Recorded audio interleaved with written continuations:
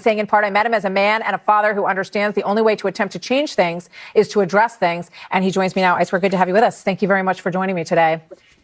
How you doing? Thank you for having me. I'm doing well. Thank you very much. You heard Joy Reid there. You know, she says that this is black astroturfing and basically, you know, throwing money at black voters in an attempt to get their support. What would you say to her? I think that's absurd, and I think that's not okay to throw those type of ideas out there as if we got paid to support anyone.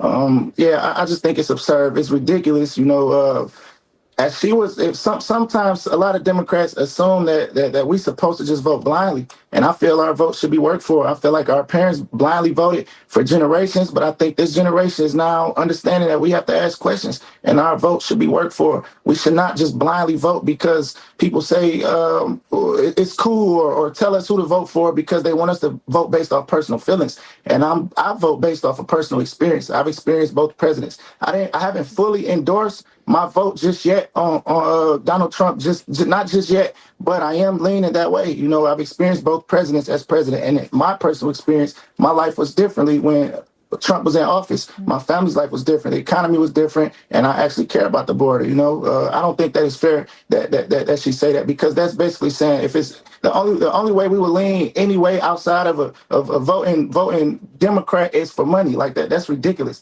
That's not fair, and it's not cool. I actually have sense. We have sense. We have enough sense to ask questions. Not everybody that make music or everybody that's from the trenches or the ghetto, we not all fools. We don't do everything about money. No, I did not get paid. I'm just someone that I'm a felon. I haven't always been able to vote, but now I'm able to vote, and I want to take advantage of my voting power, and I would like to ask questions. And the crazy thing is that, you know, my entire life, my family and the generations before my mother and grandmother, they all voted Democrat. They always vote. They didn't ask questions, but I decided to ask questions, and that's just what it is.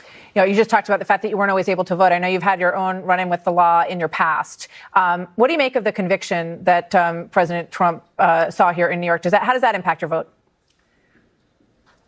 I don't know enough information about his conviction. I'm a felon, and I've changed. I know people can change, but again, it's not about personal feelings. It's about I'm not deciding on who's a better person, President Biden or President Trump. That's not for me to decide. I don't know neither one of those candidates personally. I'm voting based off personal experience. I don't know either one of these guys. I mean, people change. It doesn't affect my vote, and I'm not sure if it affects Thank you. I swear, I'm up against a hard break, and I really want to thank you. I hope you'll come back and talk to us again.